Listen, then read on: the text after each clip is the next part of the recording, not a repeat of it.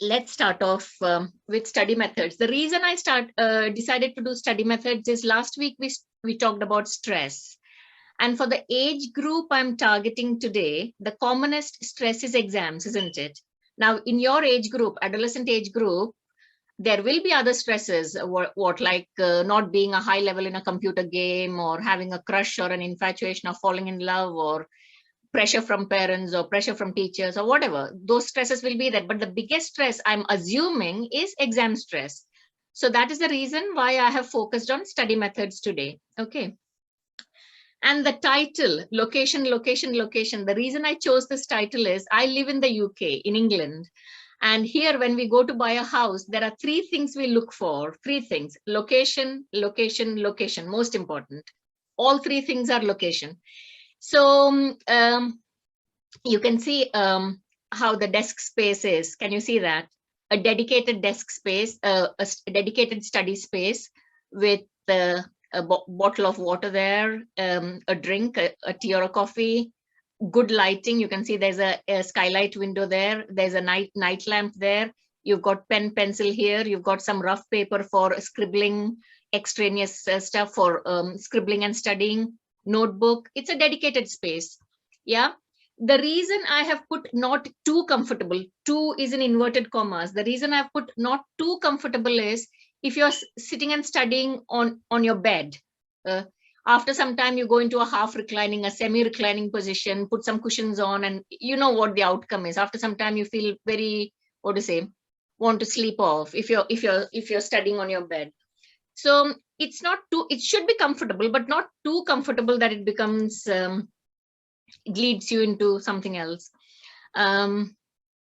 Organization helps. You can see how this table is organized with everything: your laptop, your book, your pencil, pen, your to-do list, your lamp, your light, everything. When I say quiet music, I can tell you what I prefer. I prefer music without lyrics, because if the lyrics are there, I tend to follow the lyrics and I tend to sort of start humming in my mind. So something without lyrics, like instrumental music, can be quite calming and help you focus and concentrate.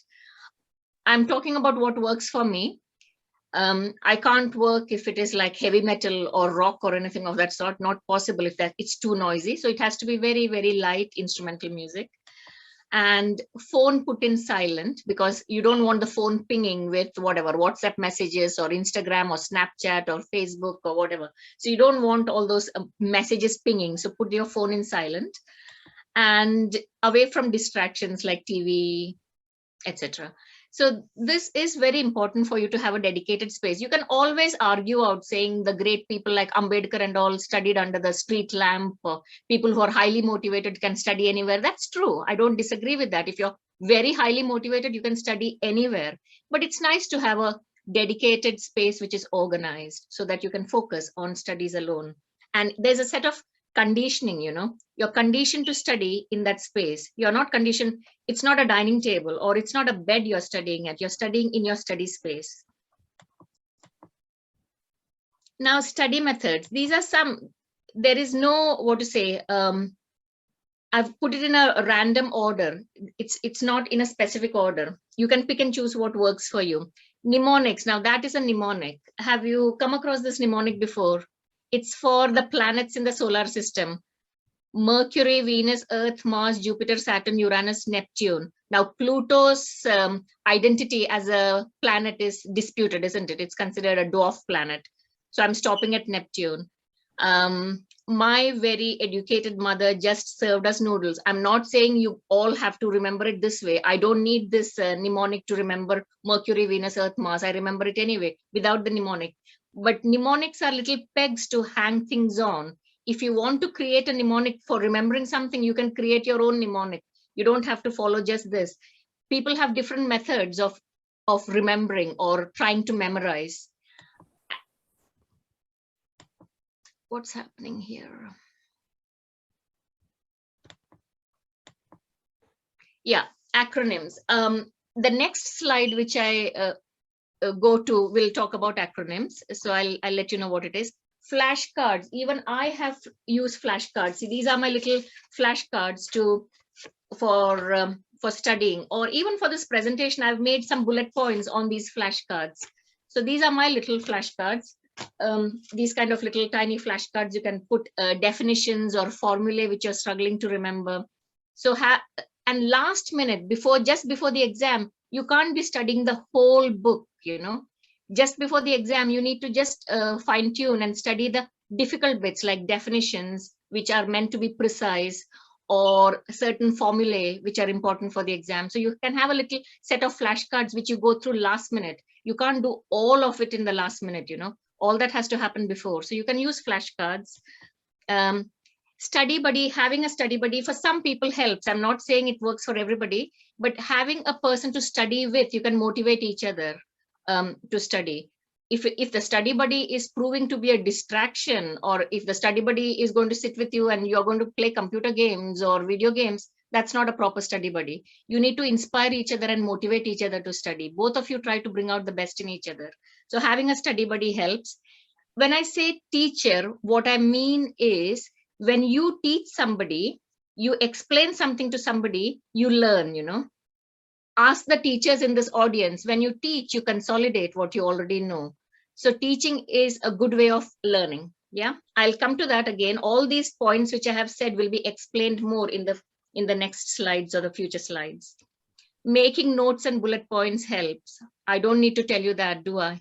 That even if there's a big textbook, a whole big textbook or a whole chapter, you glean from it what is important to remember. You can't remember everything, can you? Important points, important bullet points, you glean from the chapter or from the whatever your syllabus, and you learn that, because that helps you in the exam, because then you are focusing only on the bits which you've gleaned from the syllabus or from the chapter. I don't know whether I'm making sense. Do ask me if you don't understand. Take breaks. What I mean by taking breaks is, when you reach saturation point of your studies, it doesn't help after that. Your mind switches off, your concentration decreases, you can't take in as much, your brain is not receptive to as much information. So take a break and then come back to it. The breaks need to be small breaks, okay? Not 1 hour of studies and 10 hours of break. It would be like 1 hour of study and a small 10-minute, 15-minute break, and then come back to it.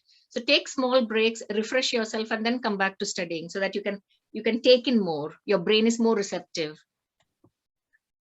Cramming is not effective. You need to understand what you're studying. Yeah, cramming means just rote memory is not effective. You need to understand what you're learning, and once you understand, it is very difficult to forget. I told you earlier, didn't I? Acronym. This is acronym: violet, indigo, blue, green, yellow, orange, red. These are the colors of the rainbow.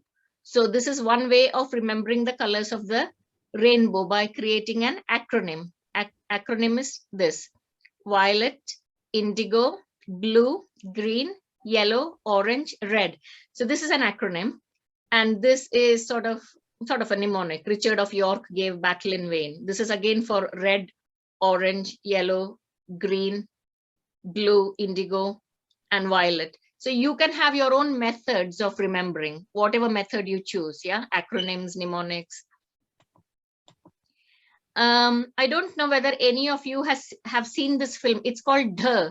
Yeah, DHH. It's not DHH. It's Dh. Dh in Gujarati. It's a Gujarati film, 2017 film, which won the national award.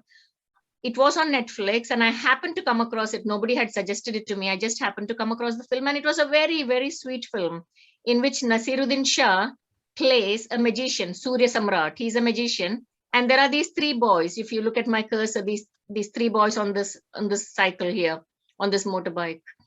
These 3 boys are not very good at studies. They enjoy playing and they enjoy bunking lessons and everything. And they go to see a show of Nasiruddin Shah, the magician, and then they think, oh, he's so clever, he can do so many miraculous things, and they write a letter to him telling him, make us pass the exams. Yeah, to make us pass the exams. So what Nasiruddin Shah, the magician, does is he sends them this little owl. Can you see this little owl here? And his name is, this little owl's name is Birbal. Yeah. And he gives them an instruction that whatever you learn in school, you should come and teach Birbal. And he says, whatever you learn in school, you come and teach Birbal. So these three boys, they are like sharing Birbal. In the morning, one boy takes Birbal and then teaches Birbal. Another person takes it. After he finishes, they pass it through the window and the other person takes it. And then the other person takes it. So all three of them are teaching Birbal. And in the end, in the exams, they surprise the teachers by getting amazing grades. All three of them get amazing grades. So what the basic carry home message of this film is, the carry home message is revision, isn't it? When you're teaching, when you've learned something and you're teaching, you're revising, aren't you? So it's revision. And when you're teaching, you're consolidating in your mind what you've learned. So it's more consolidation. So earlier on, when I talked about being a teacher, even if it's to a friend, a peer who's studying in your class, if you learn something and you're teaching him or her, and if they have any queries or they have any doubts and you're teaching them, it gets consolidated in your mind. So it helps. So teaching helps. So in this film, what they're trying to show is these children had faith in the magician, that the magician will sort out their grades and will make them get good grades. But in the end, they understand there is no shortcut to hard work. And basically they passed not because of any miracle, not because of any magic, just because they put in the effort and they kept teaching whatever they've learned to this little owl. So basically there is no shortcut, there is no magic, there is no miracle. Basically the hard work paid off. So that is the, it's a very funny film. It's a feel-good film and it's got a nice message. So if you can get to watch it, and if you haven't already watched it, do watch it. So this slide, what I'm trying to say is some people are owls and some people are larks. Yeah, larks are morning birds and owls are night birds. You know that already, don't you? Yeah, I'm a owl and a lark, in the sense I burn the candle at both ends. I sit up late and I wake up early also. So I'm both. But some people study better at night and some people study better in the morning. If I had to choose one of the two, if I had to just pick one instead of two, instead of sitting on the fence and choosing both, if I had to pick just one, I will say that I'm a lark. I'm more energized in the morning, and by evening, my voltage goes down, my energy goes down. So I'm more energized in the morning and I can do more work in the morning. So if I had to pick just one of this, I would say I'm a lark. And I wake early. So you people, you children need to decide what is the best time for you to study. Are you an owl or are you a lark? Do you study better at night or do you study better in the mornings? Whichever works, there is no right and wrong in this. Whichever works for you, you do that. Yeah, if morning you get lots of concentration in the morning, you can concentrate better in the morning, so be it. You study in the morning, you put your alarm, wake up in the morning and study in the morning. If you think you're a night person, when everybody has gone to sleep, you can study better when it's very quiet, then you're an owl and you study at night. So you have to find this out. It's not for me to tell you. Yeah, you need to find out which is your best study time and do accordingly. Now, I don't want you to get bogged down by these kind of fancy terms. Law of diminishing returns. This picture is self-explanatory. Now, this plant needs water for surviving, doesn't it? It needs water for surviving. But if you keep pouring water more and more and more and more water, what will happen? It will die, wouldn't it? So just more is not always good. Yeah. What I'm trying to tell you in this slide is sometimes less is more, in the sense, if you keep studying and studying and studying and studying and studying, sometimes you don't get much out of the time that you put in. You need to take small breaks. When you reach saturation point, take a small break and then come back to studying. And then your mind is more receptive. You study, and then again, when you reach saturation point, take a small break and then come back. So in this slide, what I'm trying to tell you is sometimes less can be more. More is not always effective. Yeah. I don't think there will be anybody in the audience who has not seen this film, Three Idiots. And this is Rancho. What was he called? Ranchodas Chanchad Fun. What, I don't know his name. Funsuk Wangdu, isn't it? Yeah, Ranchodas Chanchad Funsuk Wangdu. Yeah, it's a mouthful. It's a tongue twister. Anyway, we'll call him Rancho. That was what he was called in the film. Amir Khan. Now, his role, he was a very bright student, very intelligent, but he studied because of the love of studying. He was not memorizing. He just enjoyed studying and loved studying. And I want you to be like that, you children. I want you to enjoy your studies, love it, fall in love with your studies and your subject. Then it won't feel like work. It won't be like, oh no, homework. That attitude won't be there. You'll enjoy it. And learning is not simply memorizing. Learning is understanding it and being able to explain it in your own words. Yeah. So some of the points may be repetitive because I've already said that in the earlier slides. Now, we talk of SMART goals. We talk of SMART goals. SMART is specific. This is again an acronym. Yeah, it's an acronym. Acronym for specific, measurable, achievable, realistic, and time scaled. Now, what example can I give? I have to think of an example. Yeah, suppose I tell myself I want to start singing like Lata Mangeshkar. That's a completely unrealistic goal because I can't sing for nuts. Yeah, it's completely unrealistic. I can't. I'm not very musical. I enjoy music in a very visceral sort of way and not in an informed way.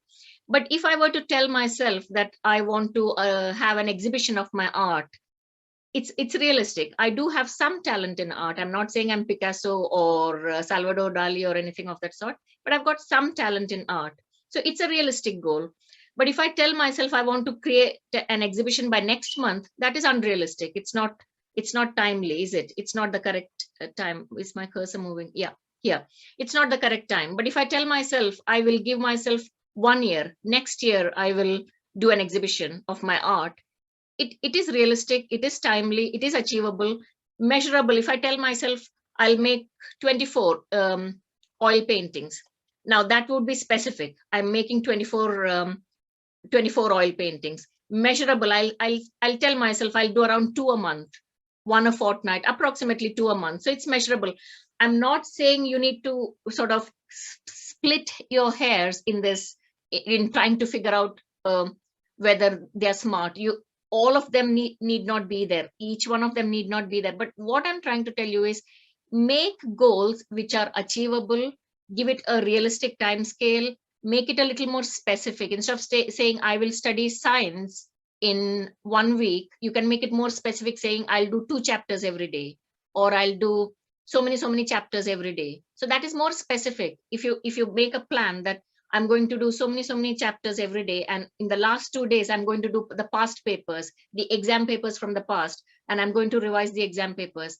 And after doing the exam papers, you can look at the bits which you got wrong. The bits which you got correct, don't bother about that, but the bits which you got wrong, focus only on that. Don't redo everything all over again. It's a waste of time, it's duplication, it's inefficient. Yeah. I hope I've made sense. You will get time at the end to ask questions.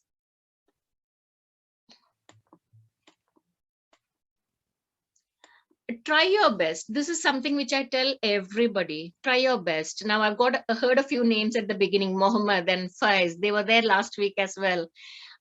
So you just do your best. You don't have to compare yourself with anybody else. You do your best. That's the most important thing. There will always be people superior to you. There will always be people inferior to you. Even if you're Miss Universe or whatever, whoever, top notch, even then there will be people better than you.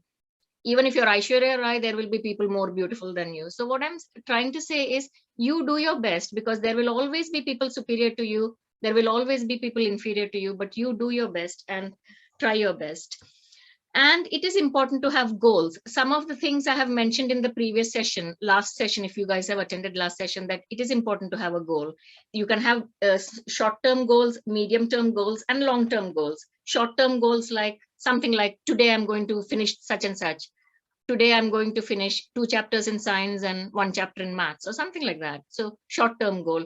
Intermediate, medium-term goal will be over the next few months. Next month is my exam. So 1 week I'm going to do such and such, 1 week I'm going to do such and such, that kind of a thing. Medium term and long term goals. In 5 years time, I want to be a person working for Google, or I want to work in the Silicon Valley, or I want to become a teacher like Tessie teacher or something like that, like long term goals. I want to become a doctor or work in England or whatever. So goals can be short term, medium term and long term goals. And check out whether they are realistic goals. As I mentioned, if there are certain things I will never be able to do, so it needs to be realistic, and you need to have a plan as to how do I reach there. This is my goal. This is where I want to reach, but how will I reach from here to there? Yeah, what is my map? I need to have a map as to how to reach there, a plan. And does your effort match your aspiration? What it means is just having a goal is not enough. If you sit and twiddle your thumbs, or if you sit and play video games or computer games, it's not going to automatically happen. You need to put in your effort. Your effort has to match your ambition or your goal. You can't just have an ambition and just expect it to happen. You need to match your effort with your aspiration or your ambition. There is no shortcut to hard work, absolutely no shortcut to hard work. And do you have the ability? And the other thing is, do you have a contingency plan? What I mean by contingency plan is, suppose plan A doesn't work. Suppose you want to do something and it hasn't worked. Is there a plan B, a plan C, a plan D? Means there has to be a contingency plan. If this doesn't work, I need to find some other way of doing it, or maybe whatever, readjust your goals or your goal post. Yeah. Now, this looks like a complicated slide, this looks like a complicated concept, but it is very easy to understand. I'll tell you what it is. It sounds like unconscious incompetence, conscious incompetence, conscious competence, and unconscious competence. Now, you will come to understand this from the next slide, where I will explain it to you. Unconscious incompetence, the term is sort of self-explanatory. Unconscious, you don't know that you don't know. Incompetence is you're not good at something, and you don't even know that you're not good at something. Means there is no insight, that is lack of insight. Unconscious incompetence, you don't know that you don't know. It's a big blind spot for you. You don't know that you don't know. Now, conscious incompetence, conscious, you're aware of it. Incompetence, you're not good at it, but you know it. So you know that you don't know. Yeah, that is, you have the insight. Conscious incompetence, you know that you don't know. Now, conscious competence, you know that you know. This is knowledge. Yeah, conscious competence, this is knowledge. And the next one is wisdom, unconscious competence. You're not even aware that you know it. It's become so internalized, it becomes second nature to you. It has become second nature to you. It has become internalized. It has become a part of you. You're not even aware of it. And that is wisdom. So this is the first stage, is you don't know that you don't know. That is lack of insight, that you've got a blind spot and you don't know. The second one here is you know that you don't know. So you've got insight. Yeah. Here, you conscious competence, you know that you know. That is knowledge. And the third one is you don't even know that you know. You're unaware of how much you know. That is unconscious competence, and that is wisdom. Has this made sense, or shall I move on? I personally find it easy to understand, and I hope you guys have understood it. Yes, ma'am. Okay. Now, preparation is important. What I'm trying to explain in this is, suppose you've got an exam coming next month, and you've got 4 weeks of studies. Spend some time planning. It's not a waste of time, because if you don't plan, you may be duplicating what you're doing. It may not be cost effective. It may not be an efficient use of your time. Plan. Even if you spend a bit of time planning, it saves time later. Does that make sense? Make a plan. So preparation is important. In this quote, Abraham Lincoln quote, it's quite a nice quote, saying, if I had 6 hours to chop down a tree, I would spend the first 4 hours sharpening the axe. Very clever that is, isn't it? Instead of straight going and starting cutting the tree for 6 hours, he's planned that first 4 hours he'll sharpen the axe, and the next 2 hours he'll cut the tree. What I'm trying to say in this slide is prepare properly and plan properly. Plan for your exams. Make your own little plan. It is specific for you. It is not something which everybody else does. Pranjal will have Pranjal's plan, and Umar, Bhagyashri, Edwin, all of you will have your own ways of studying, your own study methods. So consolidate your study methods if it works. And if it doesn't work, then you need to find other ways of enhancing what you do. If your study method is not a good study method, then try to imbibe something else. You might get a few ideas from the presentation today. You may already be doing all this, maybe I'm teaching the grandmother to suck eggs. Maybe you must already be using these methods. So if you're using it already, then consolidate it. If you're not using it, pick up a few ideas from here and start using it from today onwards. Now, repetition is the mother of all learning. This simply means revision. Unless we have a photographic memory, there are some people with photographic memory. Unless we have a photographic memory, even very bright people or naturally clever people and very clever people have to revise. There is no, if you're in standard one, first standard or second standard or third standard, it's very easy. You may not have needed any revision. Just listening to the teacher in class may have been enough for you to go through your exams. But in the higher classes, in year 10, year 11, 12th standard and all, it's not enough. Just listening to the teachers in the class is not enough. You need to do your revision. There is no shortcut. So just because in the younger classes you sailed through the classes or exams without any revision, that's fine. You can do that in younger, lower classes because there's not a lot to study, but it becomes harder and harder as it goes up. The textbook, the size of the textbooks become bigger. We in medical college had textbooks which were this thick. So what I'm saying is, however clever you are, repetition and revision is needed. There is no shortcut. Technological fasting, no biles. No biles means no mobiles. What I mean by technological fasting is sometimes it is good. I'm not talking of technological fasting like fasting for a day. Or you can if you want to. But what I'm saying is when you're studying, keep your mobile phone away. You don't have it pinging every minute. Don't want it taking over. Just have some space without it, And even if you want to check your Facebook or your social media, Instagram or whatever, keep certain times in the day, morning, a few minutes in the morning, some half an hour in the morning or half an hour in the evening. I've just picked a number from the air, 15 minutes or whatever, how much ever you want to. But some time during the day rather than it taking over all of your time. Sometimes there are people who just wake up in the morning and as soon as they wake up, they're looking at their phone. Can you believe it? As soon as they wake up, the first thing they check is the messages on WhatsApp.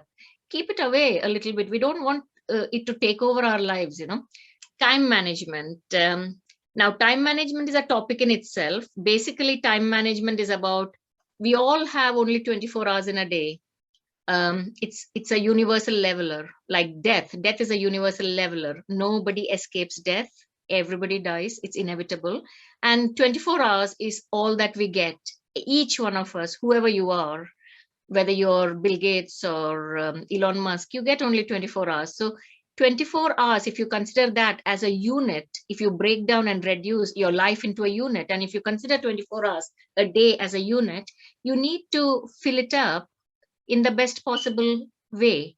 So use your time well and organize and plan instead of just drifting through life aimlessly and just allowing life to happen. Take charge of your life and use your time well. So planning, organization, it will come as repetition, but planning, organization, using your time well, all this helps with your exams and studies. You take charge of your time. Now, prioritization. Suppose I always keep harping on about exams because my target audience in front of me are 8th, 9th, 10th, 11th, 12th standard students. So that's why I keep using exam as the example. So what I'm saying is prioritization. Suppose you want to watch the recent new Batman film which has come, and tomorrow you've got your exam. What you need to prioritize today is the studies, isn't it? And then you tell yourself, no, let me study today. When I finish my exams, I will go and enjoy, or I'll go with my friends and watch the film. It's not the other way around. You can't turn it on its head. So prioritization is very important. If you've got an exam coming, studies is the priority. Studies is the priority. Everything else can wait till you finish your exams. Unless you have some time in between and it's your break time or something like that, and you've studied, you finished your studies, you've met your targets, then you've earned some free time and you can indulge and go and have some fun time. But if you haven't, then this is the priority. Study first, and you can keep it for a later date. Keep your enjoyment for a later date, and you can tell your friends, I'll come later for the whatever, for the computer gaming or film or whatever you want to do. So prioritization is about knowing what is most important to do now. What is the most important thing I need to do now? What is the thing which can wait for another time?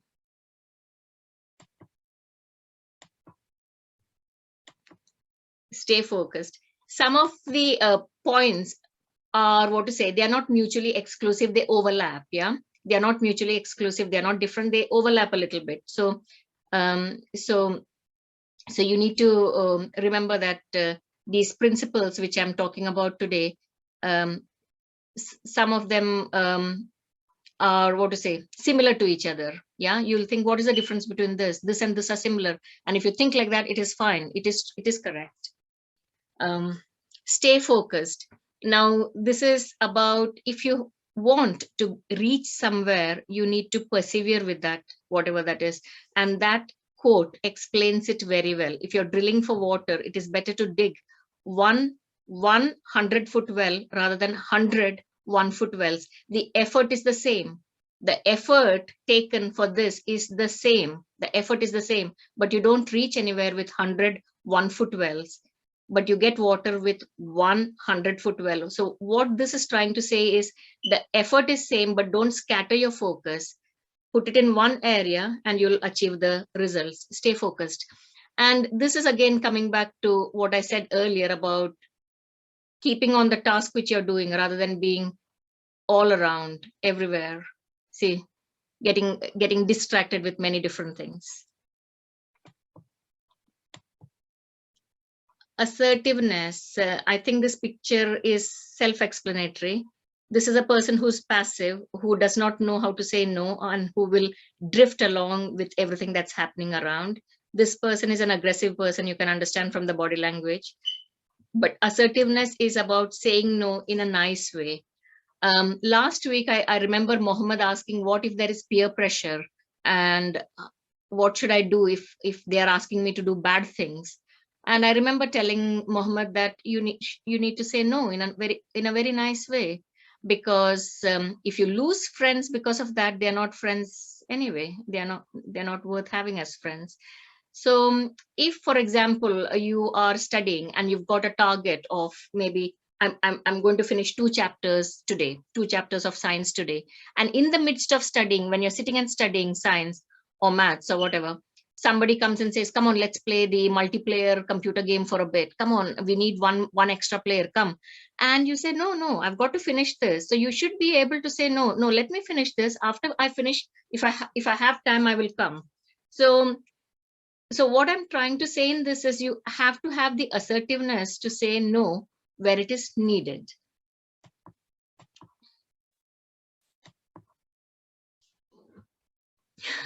This is a quote which I quite like. It's by Antoine Exupéry, the person who wrote The Little Prince. If you want to build a ship, don't drum up the men together to gather wood, divide the work and give orders. Instead, teach them to yearn for the vast and endless sea. I'll give you a little bit of time to read that. What it means is, if you want to build a ship, instead of giving orders to go and bring the wood and go and bring this and go and bring that, and giving orders, you just give these people, teach them to yearn for the sea. That will make them do it. What this slide is trying to say is it has to come from inside rather than from outside. If you have a love for the sea, you will automatically build a ship. You don't need other people to tell you to do it. What I want you guys to do is study because you want to study, not because your mom and dad are asking you to study or the teachers are asking you to study. It has to come from inside you. Yeah. And you need to become like that and then inspire people around you. You can't be looking at things, oh my goodness, homework and exams and studies. If that is the attitude, it's very hard. It's very hard.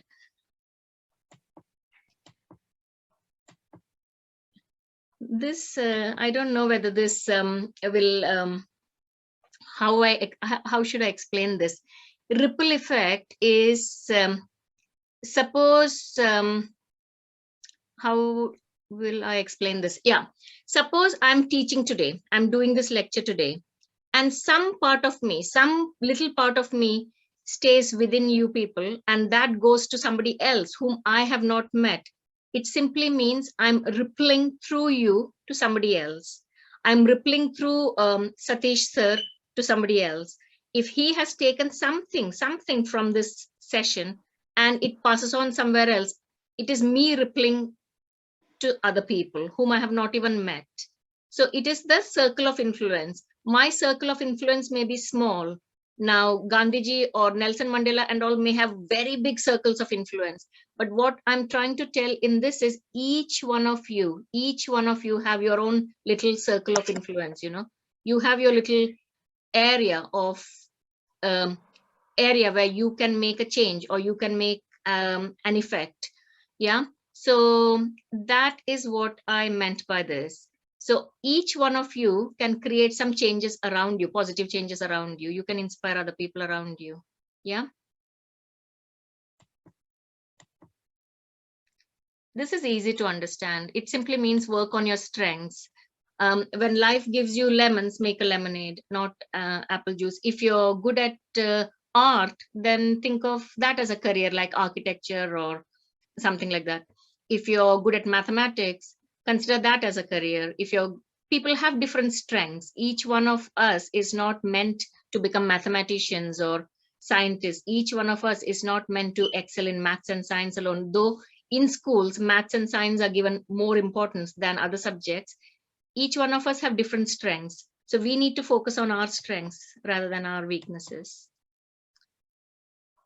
This is something which follows on from the previous slide. Everybody is a genius, but if you judge a fish by its ability to climb a tree, it will live its whole life believing that it is stupid. You need to judge a fish by its ability to swim rather than its ability to climb a tree. You need to judge a monkey by its ability to climb a tree rather than swim. So each person has got their own strengths, and we need to use that yardstick to judge that person's competence. This is again a visual representation of the previous slide, that people have different intelligences. Now, for example, a person who's music smart should be capitalizing on that and harnessing their talents into music or excelling in music. People smart are people who are good in interpersonal skills. They will make good HR managers. Now, word smart, linguistic people, they will make, my cursor is here, word smart people, linguistic people, they make good translators or good writers. Logic smart are people who are good mathematically. They will make good scientists, good computer coders or programmers.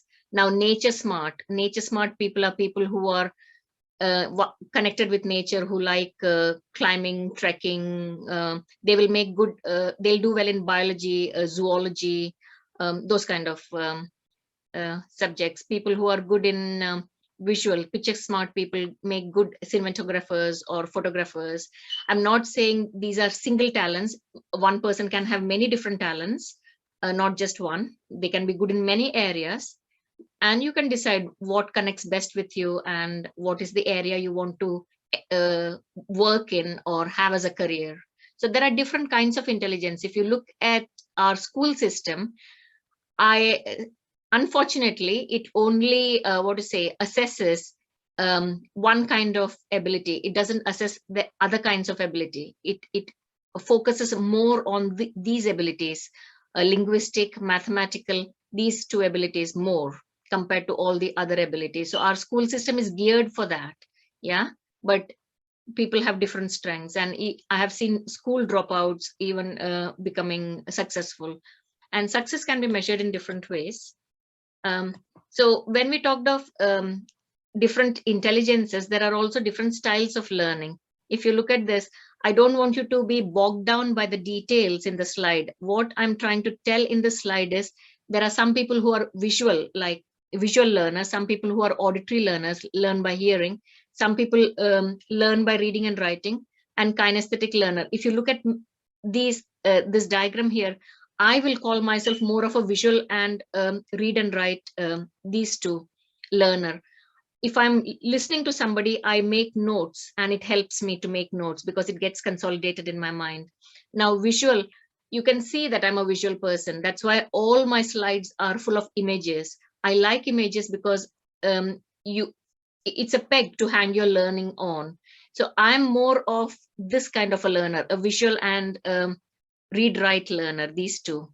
Whereas kinesthetic learners learn by body movement. They sometimes pace up and down in the room to learn. To have you seen those kind of people who pace up and down the room with a book in hand to learn? I can't do that. I'm not a kinesthetic learner. So there are different kinds of learning. A basic carry home message in this slide is you need to find out what is your best method of learning. There is no right and wrong. It is not gospel.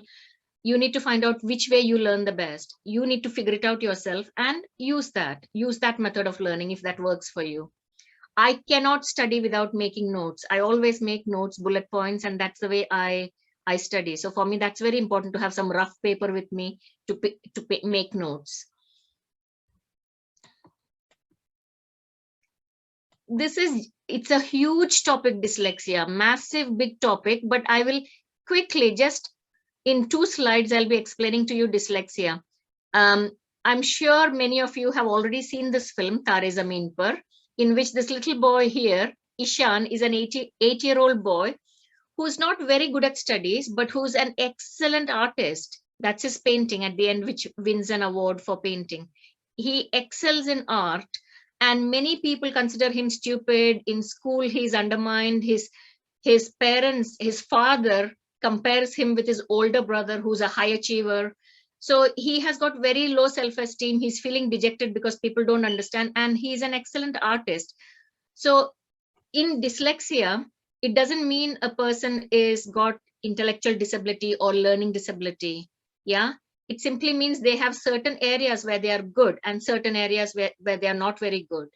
Yeah, so dyslexia doesn't mean that they are not clever.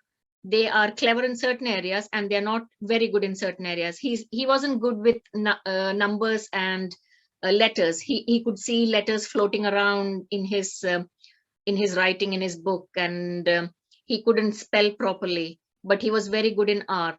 So what I'm trying to say is it need not come in the way of being successful. There are many famous dyslexics. You can see Steve Jobs and Whoopi Goldberg and Winston Churchill and Prince, and yeah, so many famous dyslexics. So dyslexia need not come in the way of your success. Even despite dyslexia, you can succeed. And that's a quote by Erna Solberg, the Prime Minister of Norway. I myself cannot spell. I've never been able to spell. Can you believe that? Never been able to spell. I do not pay attention to spelling and mixed letters. So she couldn't spell, but she's the Prime Minister of Norway. So even with dyslexia, you can succeed. I won't go into the details of dyslexia. I've just put these 2 slides to drive home the point that it need not come in the way. And just because you're not good at mathematics or language or something like that, you can't do good in other areas. You'll have other areas which you're excellent at. You excel at. A few slides on failure, because Satish had asked me to touch upon failure as well, coping with failures. Now, success and failure, do you want to put in the chat box what your definition of success and failure is? And Satish will read it out for me. Quickly. Umar says, completing your goals is success. Okay, that's good. Yeah. Any other definition? Siddiq says success is achieving a desired goal and failure is stepping stone to success. Okay, good. That's good. Yeah. Okay, let's crack on. Success, what I feel is success, there are different yardsticks of success, different yardsticks. People measure success. So it is not one single way. People define it in different ways, and people define failure also in different ways. Okay. So each one of you, whatever you tell me, I'll say it's correct because people define it in different ways. For me, failure is not trying or giving up. Yeah. So there is no failure except in no longer trying. You keep trying, don't give up. Okay. See, these are just the steps. I won't do it. I can't do it. How do I do it? I'll try to do it. And finally, I will do it. So that kind of a thing. It sounds very, paradoxical to say advantages of failure, but there are advantages of failure. Psychological immunity. Now, if you get a cold, there are so many cold viruses, so many hundreds of cold viruses. And if you get a cold, you get immune to that cold. You may get another cold, in the sense another virus, but that specific virus, you get immune to it. For example, if you get chicken pox once, you get immune to chicken pox. You don't get it. You get chicken pox only once in your lifetime, and you get physical immunity to it. So similarly, failure can offer some degree of psychological immunity. I don't know whether I've made sense to you and you've understood this, but it does offer some degree of psychological immunity because you learn from the failure and you become stronger after it for having gone through it. And you become a more rounded personality. I can't expect a person to never have failed in their life. Never. Now, sometime or the other you do, don't you? Sometimes it's a small failure. Sometimes it's a big failure, a catastrophic failure, but sometime or the other you do. Everybody does. And it makes you a more rounded personality because of having failed. Reframing failure, that's a Michelle Obama quote. Failure is an important part of your growth. Don't be afraid to fail. That doesn't mean you should be trying to fail. You should be trying to succeed. Failure is a side effect. You should be trying to succeed, but if you fail, that's not the end of the world. Learn from what has happened, learn the lesson, and put different methods in next time. See how you can succeed next time. A few quick ones. Failure does not define you. Suppose something like that happens. You're bigger than that. That one single event does not define you.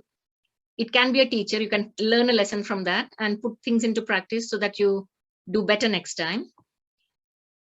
And you should not magnify your failure. Oh my goodness, if I failed in this, I will never succeed in anything.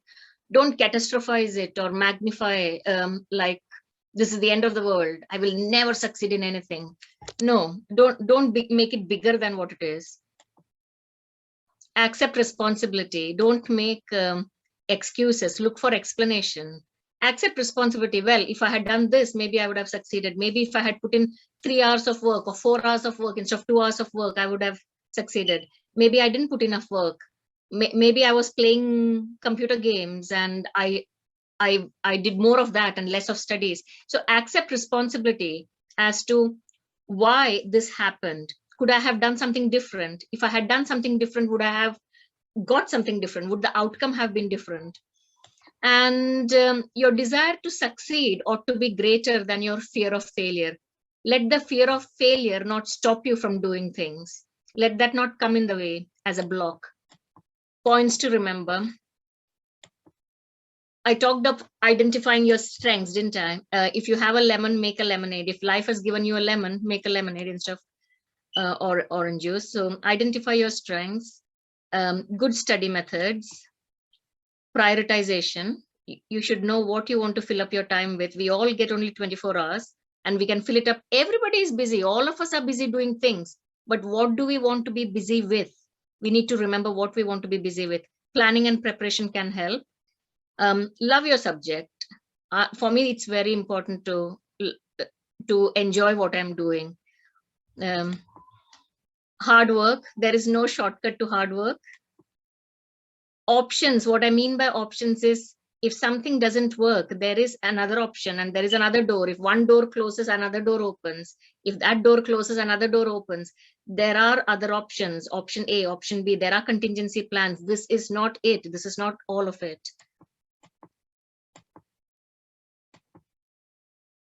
Success and failure can be defined in various ways. And competition can be healthy, but compete with yourself rather than with other people. And you become better and better at fulfilling your best potential. And change has to start from within and ripple outwards. I talked about the ripple effect, didn't I? When you start changing and becoming positive, you spread it outside you, in your little sphere of influence, your circle of influence. Have realistic goals and put in your best effort. Stay focused. Believe in yourself. And that's it. Questions? I won't pick people. I don't want to put anybody in the spot, but feel free to ask. There is no stupid question, because I know some of these concepts are difficult. They are not easy to understand. So feel free to ask. I'll explain again. Hello, ma'am. Good evening. Hello. Thank you so much for the wonderful session, ma'am. Yeah, but then I am because my child is attending some other session. I mean, she's not at home. I have attended on her behalf. Mm-hmm. So, ma'am, the thing is, as you said, like, you know, she is an owl kind. Like, she studies in the night. So I'm like, you know, don't read in the night till late nights, and that's especially during the exams. So I said, like, you know, you'll be like sleep deprived, and then the sleep would be disturbed, and you may not be so good in, you know, retaining and, you know, giving the answers, putting them on the paper. I mean, to the full extent. Sorry, Yeah. Yeah, ma'am. She might miss out and she might lose the marks. That is what. Is it the right way that I'm guiding her, or she should follow her own method? No, let her study at night, because she studies better at night. You have already mentioned she's an owl. Let her study. Yes. But if she's studying till 4 a.m. in the morning and sleeping for 2 hours and waking up at 6, that is not enough sleep. But if she sleeps at around 12 and wakes up at 6, it is 6 hours of sleep, and that is an adequate amount of sleep. So she won't be sleep deprived. 12:30 she sleeps, ma'am, 12:30. And again, you know, 5:30 or so she has to wake up. So I'm like, you know, I just told her, otherwise you make it like 2 shifts kind. You know, the most important thing which she thinks she needs lot more focus, she should keep it to the night, and the other things in the day. But she's like, she'll, you know, bring everything to night. She'll only then she's Shall I turn the question on the head and ask you something? Is she performing well? Not much, ma'am, frankly. No, she gets so anxious. She gets so anxious. All her hard work is only at home. She's fine, but facing the exam is the biggest fear, and she loses it all.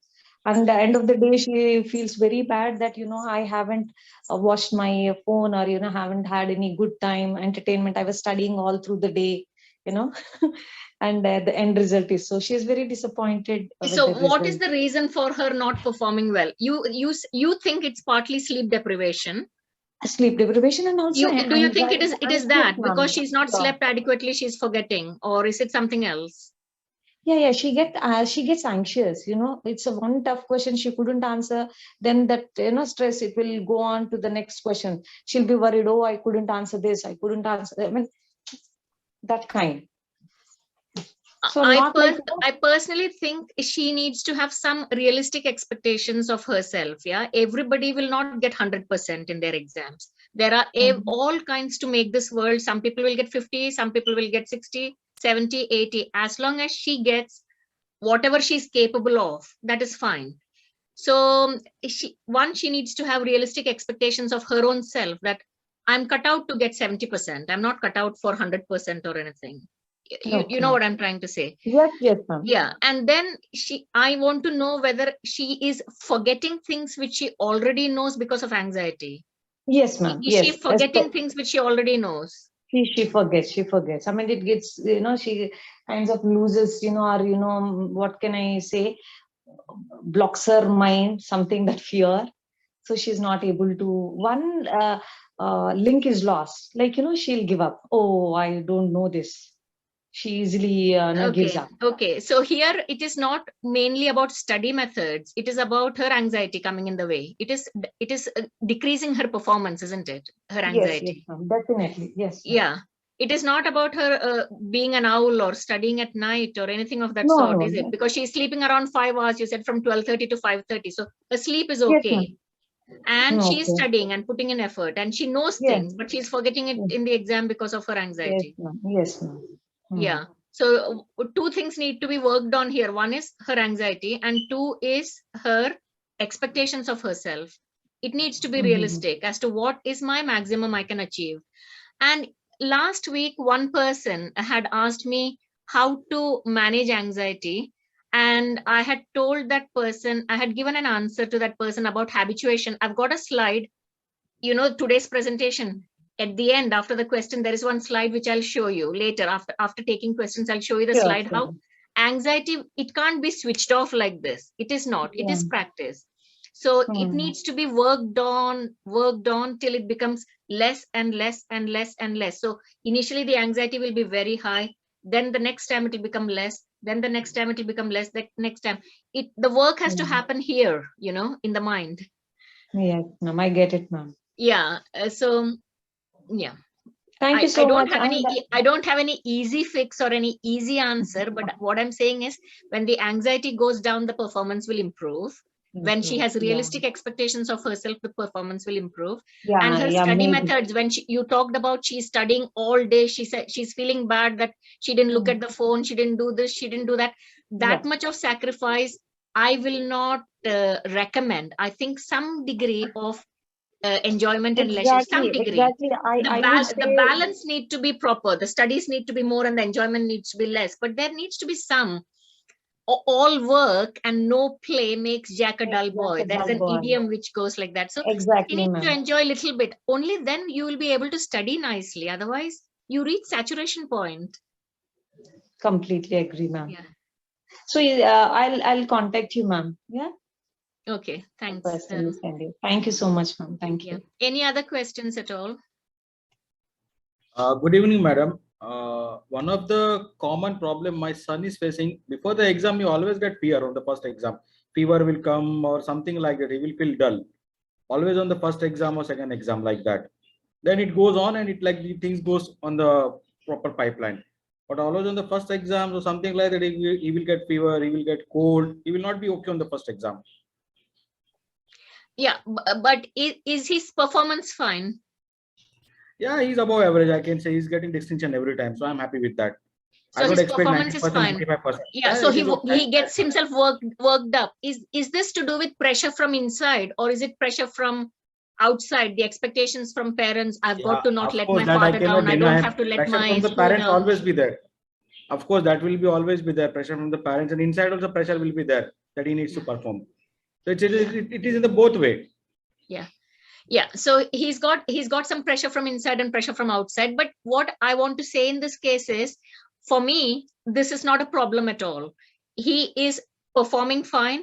He's overcoming his anxiety. The first time he's got a bit of just before the first exam, then you said everything else goes fine. So he's got himself worked up about the first exam, but it's not affecting his performance. He's performing okay.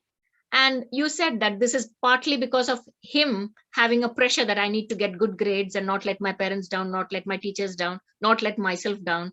So there is a bit of expectations from outside and from inside, his expectations from himself. So he's getting himself worked up. I'm hoping that this will go away with time, this kind of anxiety. And people are made differently. There are some people who don't get afraid about the exams at all. And some people who do work themselves up into a frenzy for the exams. I think your son is one of those kind of people. Yeah. What is the way out for that then?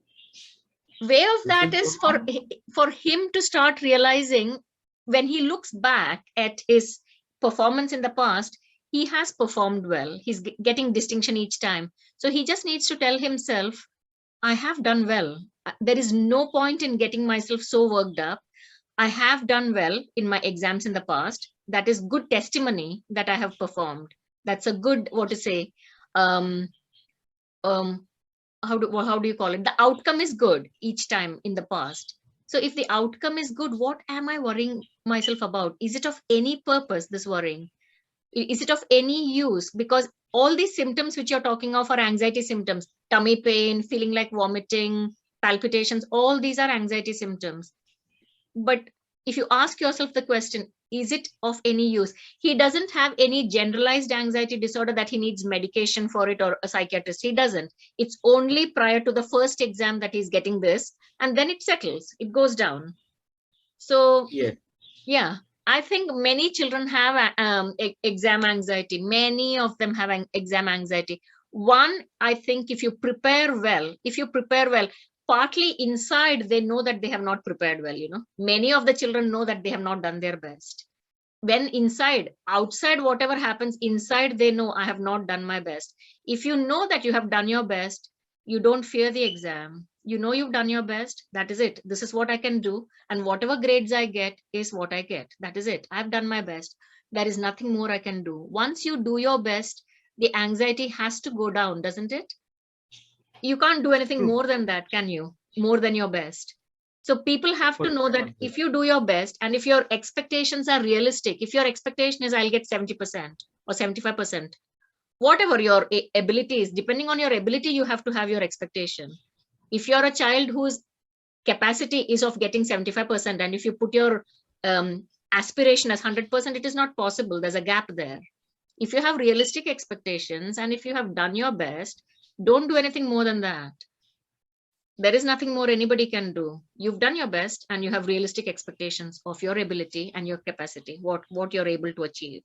Or that is enough. You don't have to compare yourself with any of the other students in the class, the people who get first rank and second rank or whatever. Let them get first rank. That we also never says, look at this boy, look at that. But that also, I also, like as a parent, we also stop saying that we understand that everybody has a different race.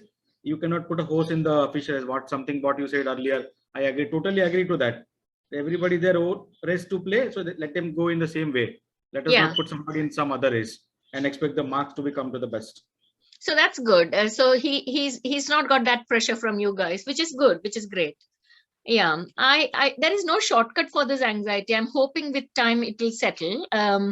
And it will become less and less. It's like going for a job interview, isn't it? For the first job interview that you go, you're very anxious.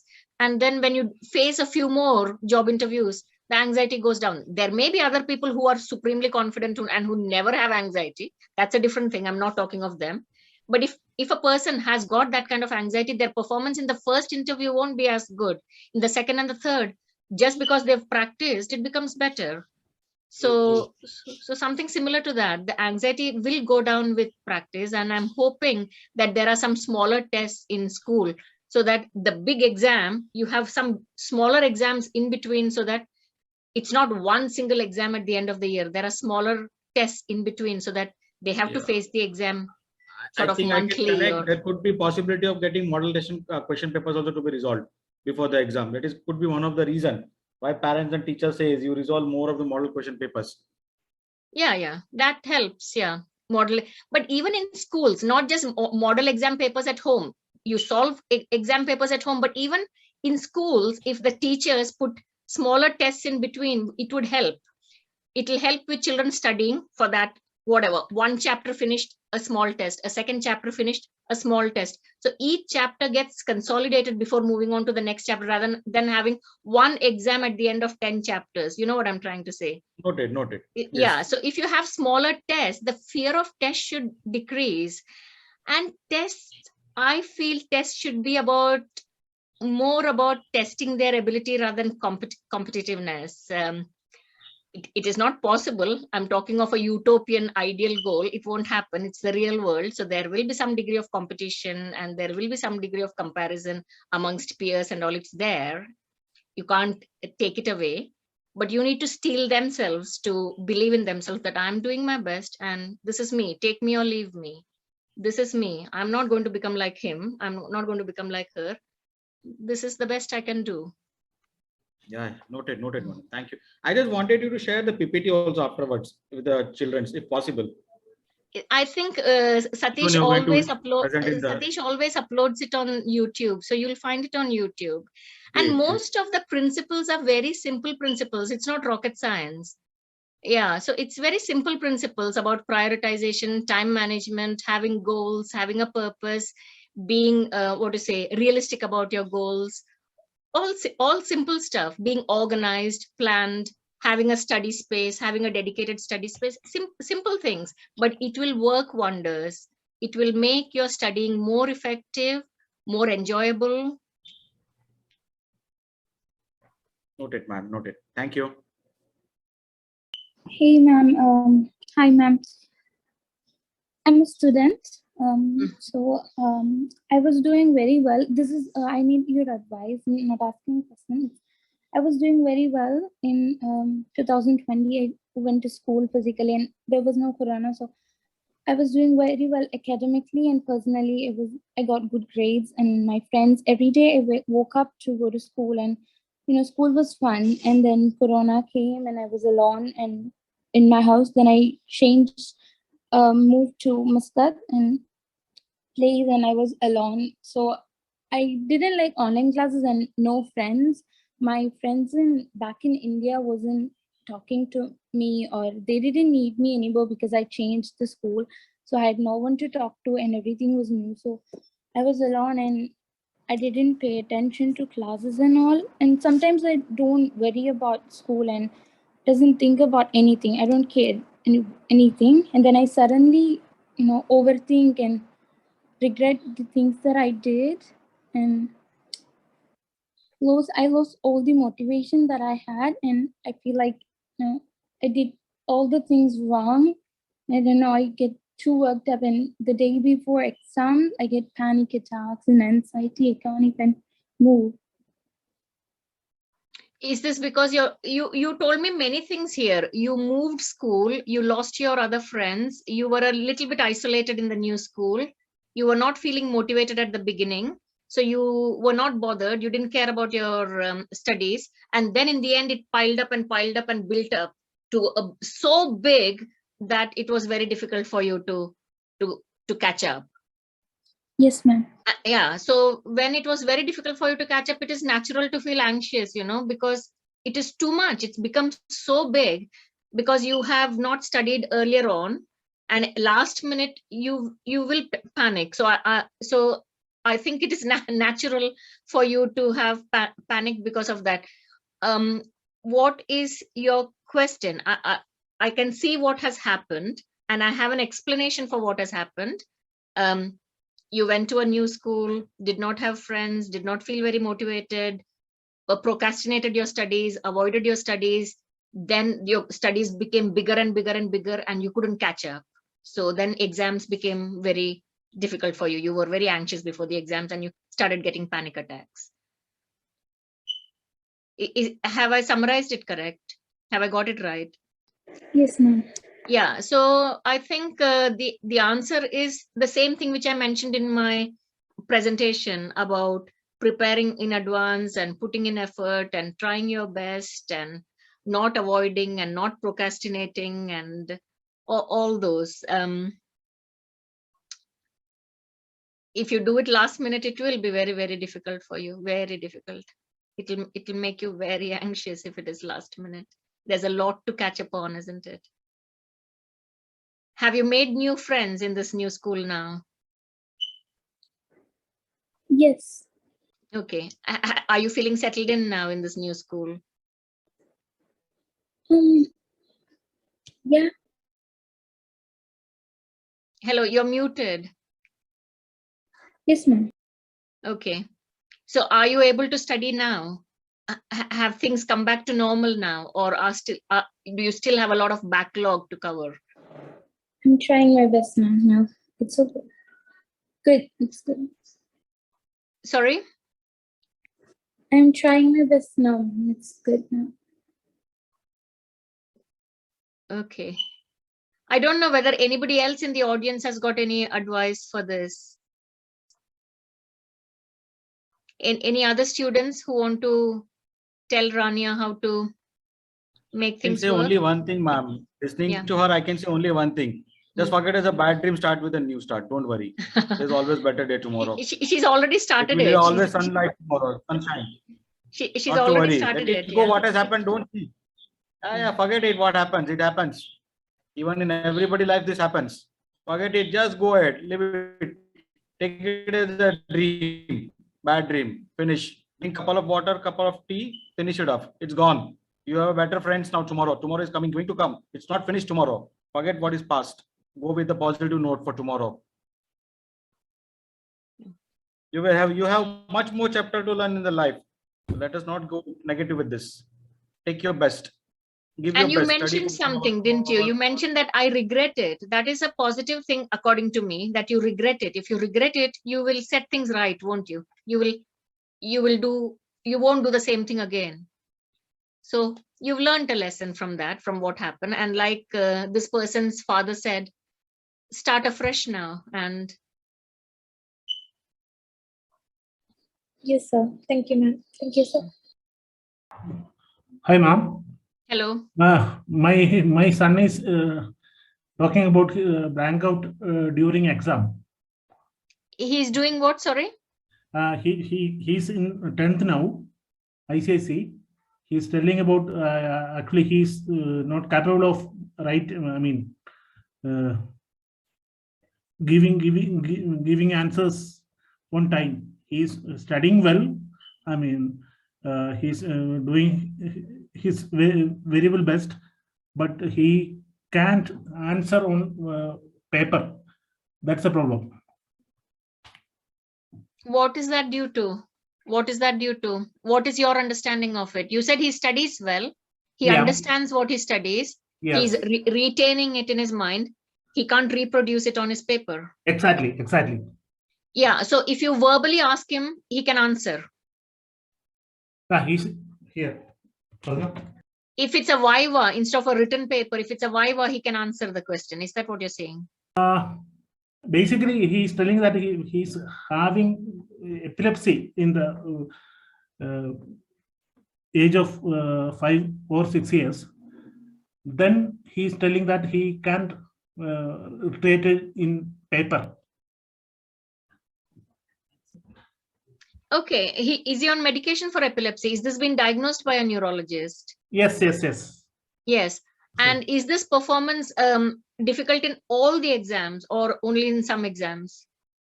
The 9th final examination, he is having this problem. Sorry, I'm not understanding it. No. Before this final exam, he was performing well, and right now he's showing some degradation in his scorecard. So up until now his performance was okay, but now he's gone down in his performance, and you think it is because of his epilepsy? I don't think so. He's having this anxiety kind of stuff. Anxiety. He's having that. That's why just join this discussion. Okay. If his epilepsy is undertreated, it needs to be shown to a neurologist, and his epilepsy medication needs to be if I'm saying if, okay, then it needs to be sorted out. So that is one thing which needs to be sorted out. So epilepsy needs to be in control. 2, is his anxiety something new, or has he always been wired in such a way that he's always been an anxious person, and or is it something new? Having anxiety in keeping well in studies. Okay, in other areas he's not anxious. It's only the exam and studies he's anxious. Exactly. In other areas he's very confident, talking to people, no social anxiety. Yes. He's perfectly well. Yeah. Okay, so exam anxiety. Again, coming back to exams, you said in the past he has performed well. Yes. Yeah. So this is the 10th exam. Yeah, this is the last exam he attended. 9th. He's going for 10th next year. So we are concerned about that. That's why I am asking, ma'am. You're concerned about whether he'll perform this year, how to manage his anxiety about his exams. Yes, exactly. Okay. And he has never been anxious in the past about his exams. 9th standard, 8th standard and all, he's never been anxious about his exams. No. It's only 10th standard. No, like in 9th standard, he's having this issue. Next year, he's going for 10th. The way I'm seeing it is he has got epilepsy, which is controlled. It's on medication. He is very confident elsewhere. It's only the exams which he's worried about. Otherwise, he's not an anxious person. Yes. 9th standard to 10th standard is a huge leap. 10th and 12th are two landmark exams, aren't they? There's a lot of pressure for 10th standard and 12th standard because it is like make or break. It's your it's sort of life and death in a way, make or break, 11th and 12th. If you perform well in 12th, you're on a good career path. If you don't perform well in 12th, your career path goes in a different direction. So there is a huge amount of pressure, whether you like it or not. Even if a person is very confident and calm, even then there is a lot of pressure in 10th and 12th. So that's a natural amount of pressure. That amount of pressure, I think many children will have. Some people will have more, some people will have less, but many children in 10th will have pressure. If he can continue to perform and his outcomes are fine, some degree of anxiety is expected in 10th standard because 10th is a very important exam.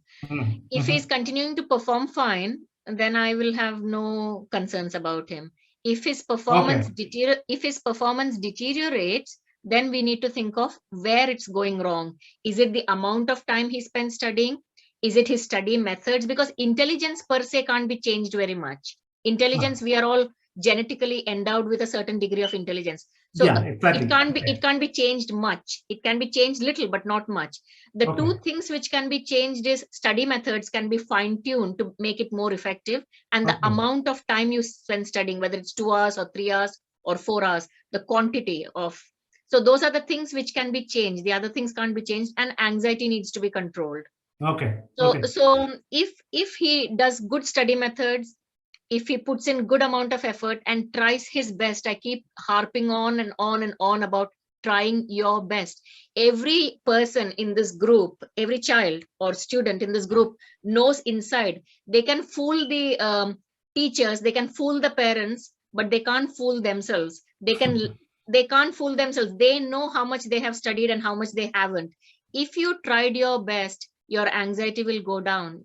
You know you've done your best. If you know that you haven't, you know very well that you haven't worked on this area. What if this question comes? I've not studied this chapter. Oh, I should have done this instead of sitting and playing or watching TV. So they know it. If they do their best, the anxiety should come down. Okay, thanks, ma'am. Yes, ma'am. Ma'am, I want to know your tip to stay consistent throughout the school year, because every year it's the same thing. The first month I'll be very motivated and consistent. From the next month onwards, it all just goes down. So you're saying the first month you start off with a bang and then you can't keep your motivation going. Exactly. Yeah.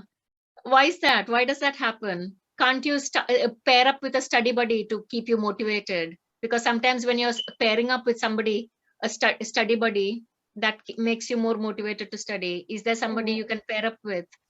Ma'am, studying with a study buddy, it doesn't pair well with me. I either get distracted with them or talk something else and not stay consistent with them. So you have identified the problem, haven't you? You know very well. You're very self-aware. Yes, ma'am. I'm very good with learning by myself. Then find somebody you need to be accountable for. Accountable for in the sense, somebody who checks out on you, like your mom saying, you can hold somebody in your life who will ask you whether you've done such and such to see whether you're on track. So be accountable for your studies. There are people who don't need it. They are very, very self-driven. They don't need parents telling them to study. They don't need teachers telling them to study. They are very self-motivated and self-driven. But some people need that external, we call it external locus of control. Somebody needs that external eye. So if you think you're going off track, you need to have somebody in your life to bring you back on track. You go off track and you need somebody to push you back on track. So you can have somebody in your life you are accountable for. Okay, ma'am. Thank you. Does that make sense? Yes, ma'am. Yeah. Is there anything else you can think of when you start losing motivation? You said when you pair up with a study buddy, you sit and talk or do something else and get distracted. Is there something else you could do to not bring your motivation down, to keep your motivation consistent throughout? Because it's not enough, is it, the first month? You need to have it for the whole year. Yes, ma'am. Yeah. Basically, when during exams, if I like really want to keep up, I'll go to internet or go to YouTube, and then like there'll be like a lot of motivation videos, and then like there'll be like A+ mentality videos, and then I watch that, and then okay, fine, now I have to do it. So that inspires you. Okay, that's fine. Yes, the other thing I want to say is, when you start off with a bang, I don't want you to do too much. I want you to pace yourself. Pace yourself in the sense, sometimes if you do too much, then you come crashing down, you burn out. I don't want you to burn out in the first month by doing too much. Just pace yourself so that you can hold your energy and motivation for the whole year. We call it pacing oneself. You pace yourself as to how much you can do. If you do too much, you burn out, you crash. So I don't know whether that's what you're doing, but what I'm saying is some people start off with a bang and they come crashing down because they've just done too much too soon. So you know yourself, don't you? How much you're capable of doing, how many hours you're capable of doing. So you pace yourself so that you can hold it for the whole year rather than starting like this and the graph coming down. Yes, ma'am. And you talked of motivational videos. You can have motivational people around you. And sometimes it has to be somebody other than parents, Parents are the biggest well-wishers you'll have. The biggest well-wishers you'll have is your parents and your teachers. But even then, sometimes somebody outside them may be helpful to keep your inspiration going, and some sort of peer mentor or some mentor or somebody who inspires you. Instead of having motivational videos from YouTube, you can have a real life person who motivates you. I need to find that person. Yeah. Anybody else? Any other questions? Yes, there are like parents asking quite a few questions and teachers asking. Yesterday you mentioned about the right amount of pressure, right? Right amount of stress. So is there some tips or something for parents and teachers, that it is not that you have to apply some standard gauge of pressure or stress on every student? If some students are already, they are anxious, they means you don't have to add to the kitty by your own pressure, right? And if some students are not like having enough kind of a stress, then maybe teachers or parents can add their bit. But if the students are already pressurized and anxious, what is the point in parents and teachers adding to that kitty? But yeah, I understand what you're saying, Satish, but in a class of 40 students, you can't customize to every student, It is hard for the teachers also. So they must be having parents can. Yeah, they can. Yeah, for teachers, I think they have 40 students. They have a big class to look after, and they can't be even if they want to, it's not possible to customize to every child. Yeah, so you're right. If there is already a child who's very pressured, we don't want any more pressure. We have to ease off the gas pedal a little bit. But if a person is very complacent and not pressured, we need to push them a little bit. So yeah, you're right about striking the balance. Yeah, so this is what one girl asked me last time. If you have social anxiety, what you do? See, anxiety, many people have, yeah, but every anxiety does not need medication. If it is very severe, and if there is impairment, we use two things: impairment and distress. If there is a lot of distress and a lot of impairment, if it's coming in the way of your life, then you need to seek professional help and perhaps need medication. But generally it is practice and practice and practice, and it doesn't go through the roof. There is a limit, there is an upper limit. It doesn't go up and up and up and up. So in the first exposure, it may be this high, the anxiety. In the second exposure, it goes down. Third exposure goes down. Fourth, so it goes down. So that is habituation. And there is no shortcut. I can't fix it quickly. There is no switch on and switch off. But it is possible, and you need to work on it. The most important thing is self-awareness. You know that you have the anxiety. And second is, I'm going to work on it. I'm going to work on it, and I'm going to make it less, because nobody else can do it for you. It's your journey. It's your own journey in life. So there is nobody else who can do it for you. So that's it. I'll stop this.